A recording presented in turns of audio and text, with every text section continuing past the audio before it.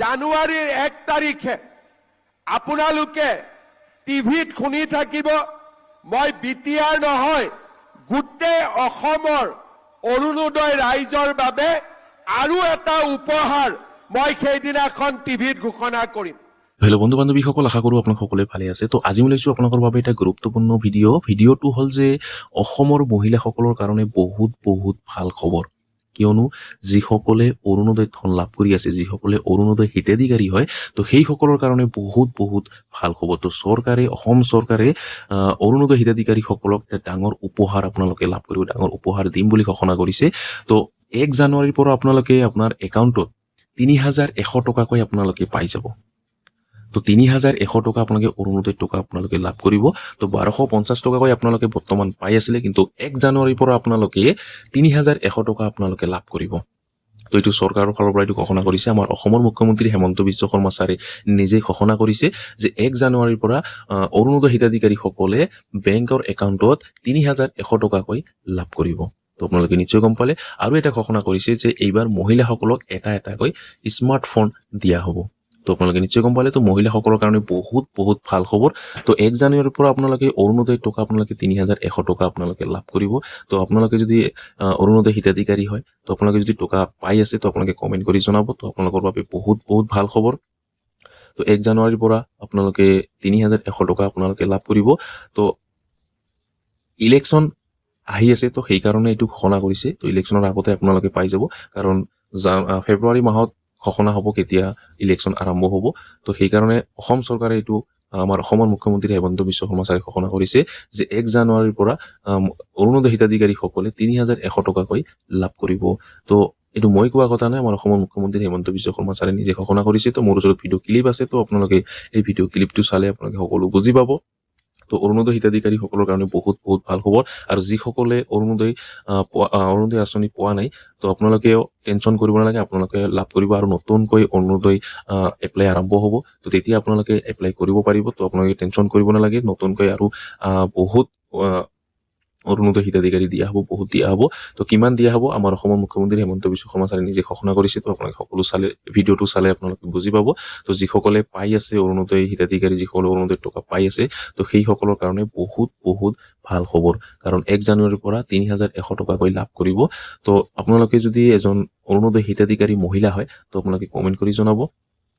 তো আপোনালোকে ভিডিঅ' ক্লিপটো আপোনালোকে চাই লওক। তো ভিডিঅ' ক্লিপটো চোৱাৰ আগত আপোনালোকে মোৰ চেনেলত যদি নতুন হৈ আছে, তেন্তে প্লিজ চেনেলটো আপোনালোকে ছাবস্ক্ৰাইব কৰিব আৰু কাষত থকা বেল আইকনটো অন কৰি দিব। কিয়নো এনেকুৱা আঁচনিৰ বিষয় বা এনেকুৱা নতুন আপডেটৰ বিষয়ে আমি সদায় ভিডিঅ' আপলোড কৰি থাকোঁ। যদি আপোনালোকে চবৰ প্ৰথম চাব বিচাৰে বা আপোনালোকে কিছুমান আঁচনিত এপ্লাই কৰিব বিচাৰে, তো আপোনালোকে মোৰ চেনেলটো ছাবস্ক্ৰাইব কৰি কাষত থকা বেল আইকনটো অন কৰি দিব। কাৰণ যেতিয়া ভিডিঅ'টো আপলোড কৰিম, চবৰ প্ৰথম চাব পাৰিব, চবৰ প্ৰথম আপোনালোকে এপ্লাই কৰিও ল'ব পাৰিব। তো এতিয়া আপোনালোকে আমাৰ অসমৰ মুখ্যমন্ত্ৰী হেমন্ত বিশ্ব শৰ্মা ছাৰে কি ঘোষণা কৰিছে অৰুণোদয় হিতাধিকাৰীসকলৰ কাৰণে, আপোনালোকে এই ভিডিঅ' ক্লিপটো চাই লওক। জানুৱাৰীৰ 1 তাৰিখে আপোনালোকে টিভিত শুনি থাকিব মই বিটিআৰ নহয় গোটেই অসমৰ অৰুণোদয় ৰাইজৰ বাবে আৰু এটা উপহাৰ মই সেইদিনাখন টিভিত ঘোষণা কৰিম।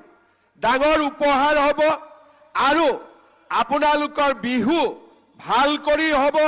মই ডাঙৰ কৰি এটা উপহাৰ দিবৰ বাবেও চেষ্টা কৰি আছো। আৰু 1 জানুৱাৰী তাৰিখে আপোনালোকক মই এই বিষয়ে জনাই দিয়াৰ বাবে চেষ্টা কৰিম।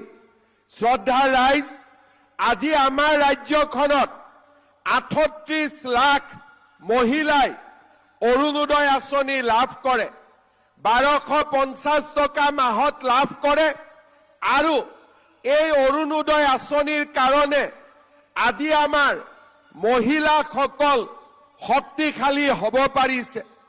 আগতে আমাৰ মহিলাসকলৰ ঘৰত উপাৰ্জন নাছিলে, মহিলাসকলে কষ্ট কৰি ঘৰ চলাবলগীয়া হৈছিলে। আজি মাহৰ 10 তাৰিখে মহিলাসকলৰ একাউণ্টত 1250 টকা আহিব আৰু ঘৰখন চলাবৰ বাবে আপোনালোকে সুবিধা পাব। অকল সেয়ে নহয়, 1250 টকাৰ আমি অৰুণোদয় পালো, প্ৰধানমন্ত্ৰী নৰেন্দ্ৰ মোদী ডাঙৰীয়াই আমাক 5 কেজিকৈ বিনামূলীয়া চাউল দিয়ে। যদি এখন ঘৰত 20 কেজিকৈও আমি চাউল পাওঁ, আমাৰ 1000 টকা, 800 টকা তাৰ পৰাও আমাৰ সঞ্চয় হ'ল। 1250 টকা অৰুণোদয়ৰ পৰা পালো, 800 টকা বিনামূলীয়া চাউলৰ পৰা পালো।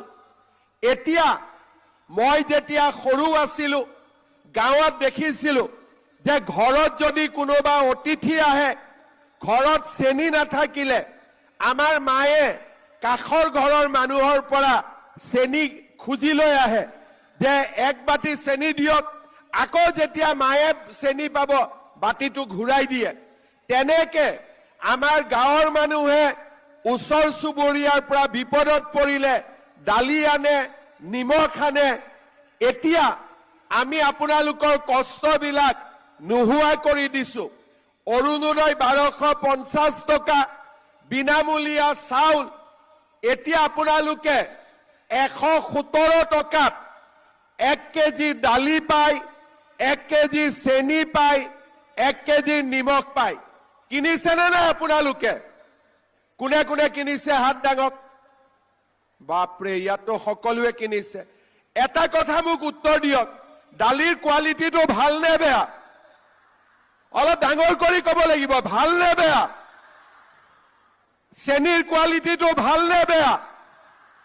নিমখৰ কোৱালিটিটো ভাল নে বেয়া?